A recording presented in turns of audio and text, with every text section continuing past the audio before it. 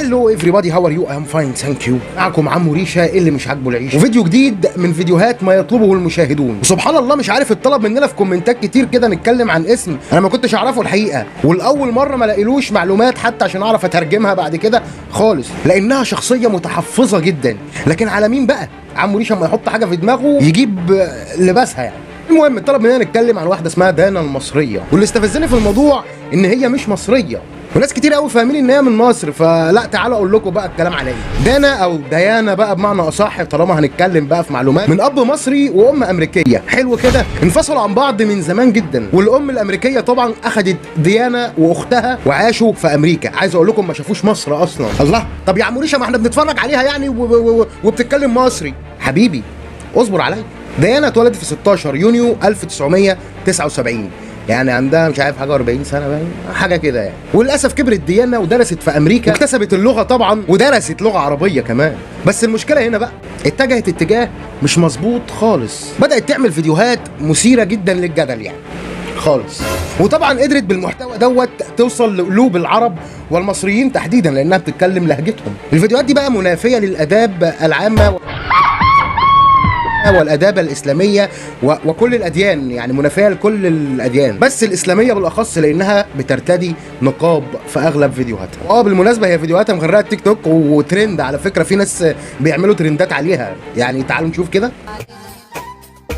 نادر المصري الناس بيقول علينا نادر المصري نادر المصري عشان الناس الحنايكه بس اللي بتقول انا بجيب ناس مش معروفه وعرفها. لا لا لا، اعوذ بالله، ده كل اللي احنا بنقوله دوت دليل ضد الناس ديت وتحذير منهم كمان. اتقل معايا لاخر الفيديو وافهمك هنعمل كده ازاي. بالمناسبه هي اصلا مش مسلمه يعني، واتخذت النقاب والاسم انها عارفه ان اكتر متصفحين الفيديوهات اللي من النوع دوت عرب ومصريين بالاخص. طبعا كلنا عارفين ان مصر تاني دوله على مستوى العالم بعد باكستان تصفحا لهذه المواقع. وطبعا زي ما قلنا ان هي شاعه موضوع ان هي مصريه، واللي يقول لك دي من تركيا، واللي يقول لك اصلا دي كانت مدرسه. احب اقول لكم يا جماعه دي سيناريوهات، اللي انتوا بتتفرجوا عليه ده سيناريوهات. انا بحكي لكم ما وراء الكواليس، مش جاي احكي لكم عن انجازاتها يعني. طبعا هي عمرها ما هتقول ان هي مش مصريه، لانها عايزه تحافظ على متابعينها وزباينها يعني بمعنى اصح. طب انت يا عمو ريشه عرفت المعلومات دي منين؟ اكيد يعني ما عرفتهاش لما هتفرج عليها يعني. الحمد لله تايب على الموضوع ده من سنين كتير. بس الحاجه اللي قلت لكم انتظروا لاخر الفيديو عشان نعرفها، موضوع النقاب وان هي تتخفى وراه. دي صوره دانا المصريه من غير النقاب، يمكن بسببنا تبطل تلبس الرمز الاسلامي ده. وبالنسبه للمعلومات دي انا جايبها منين، عايز اقول لكم ان انا ليا اصدقاء كتير جدا في امريكا، والمعلومات ديت للاسف جايه لي من حد ساكن جنب الاستوديوهات اللي بيتنفذ فيها النوع ده من الفيديوهات. بالمناسبه اختها اختها اللي انا حكيت لكم ان هي اتربت معاها في الاول ديت، معاها دي يعني اللي بيتابع الحاجات ديت يعني، والعياذ بالله ربنا يعفو عنك يا ابني، اكيد شاف اختها يعني. فهي اختها ما شاء الله يا ما شاء الله. المركز الثاني على مستوى العالم، لا حول ولا قوه الا بالله.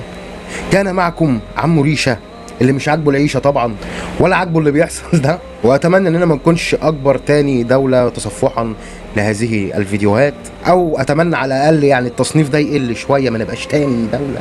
ده اول 7 دول عربيه يا جماعه، من ضمنهم دول اللي نزل فيها الاسلام اصلا. نبقى يا جماعه ناخد بالنا من نفسنا، مش محتاج اقول لكم الحاجات دي بتدمر الصحه. وعلى فكره انت مش هتعرف ده دلوقتي، لما تخش الاختبار الحقيقي زي الجواز مثلا، لما تلاقي حنكش باعك افتكر ان انت بعته قبل كده.